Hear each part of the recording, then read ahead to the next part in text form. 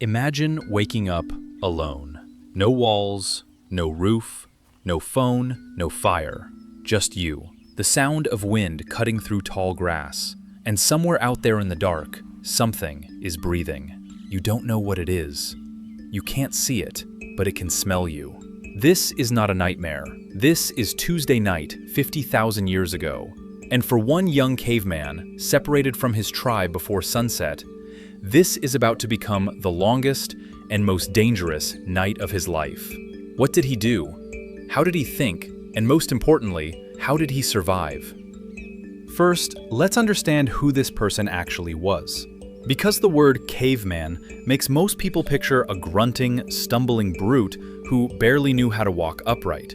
That image is completely wrong. 50,000 years ago, Homo sapiens, that's us by the way, already had fully modern brains. The same brain you're using right now to watch this video.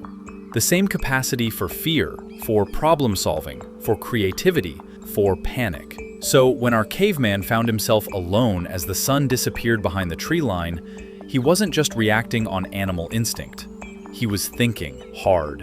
And the first thought that hit him was the most important one of all. I need to find shelter before full dark. Here's the thing most people don't realize about prehistoric nights. They were terrifying, in a way modern humans have completely forgotten. There was no light pollution, no distant glow from a city on the horizon. When the sun went down 50,000 years ago, the world went black. Truly, completely black. The kind of darkness where you cannot see your own hand in front of your face. And in that darkness lived things that could kill you without effort. Cave lions, hyenas with jaws strong enough to crush bone, leopards that hunted specifically at night, specifically by ambushing from above. Our caveman knew all of this. Every child in the tribe learned the dangers before they learned to run. Darkness was not peaceful. Darkness was the deadline. So what does a separated prehistoric human actually do in those first critical minutes? He moves, but carefully. Panic running in the dark is a death sentence. It makes noise. It breaks ankles on unseen rocks. It leads predators straight to you. Instead, he slows down. He uses every sense he has. He listens for running water, because riverbanks often have rocky outcroppings, overhangs, or dense brush that can block wind and hide a human shape from predator eyes. He sniffs the air. Smoke means fire. Fire means people. Even a faint trace of ash carried on the wind could mean the tribe is closer than he thinks. He looks at the stars. Prehistoric humans were extraordinary navigators by night sky. The position of certain star clusters told them which direction the camp lay, roughly how long until dawn, and whether a storm was coming. He is not lost in the way we would be lost. He is reading the world like a book, just one written in wind, smell, and starlight. Within the first hour, he finds something useful, a shallow rock overhang near a dry streambed. Not a cave, not a fortress, but enough. He doesn't go inside immediately. He circles it first, downwind, checking for animal scent. A bear den smells like wet fur and rot. A hyena den smells like old bones and ammonia. This overhang smells like dry rock and dead leaves. Good enough. He collects dry grass and dead branches, quickly, before the last light dies, and piles them at the entrance. Not to start a fire, because without his tribe's fire-starting tools, that would take too long and make too much light. Instead, the pile is a noise trap. Anything stepping through it in the dark will crunch. He'll hear it coming. This is not luck. This is knowledge, passed down through hundreds of generations. His grandmother taught his mother taught him. Survival in the prehistoric world was not individual genius. It was accumulated tribal wisdom, carried in the body like a second set of instincts. Now comes the hardest part of the night, the waiting. He sits with his back against the rock wall, knees pulled to his chest to conserve body heat. He keeps a sharpened stone in his right hand. Not a spear, just a hand axe, roughly the size of a large mango. It is his only weapon. He does not sleep. Sleep is surrender. Instead, he enters a state that modern scientists call vigilant rest, a half-conscious mode where the body recovers, but the ears stay fully active.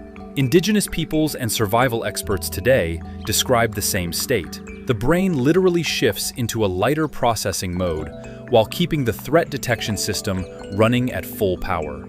Every sound gets cataloged. The click of a cooling rock, the rustle of a small rodent, the distant bark of something large. He breathes slowly. He does not move. Hours pass.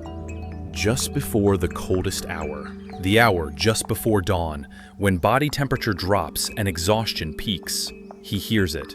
Movement in the brush, about 30 meters out.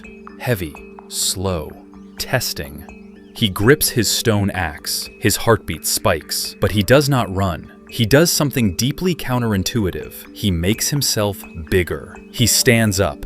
He raises his arms, and he makes noise. A sharp, loud, aggressive shout directed straight at the sound in the dark. This works because most large predators prefer easy targets.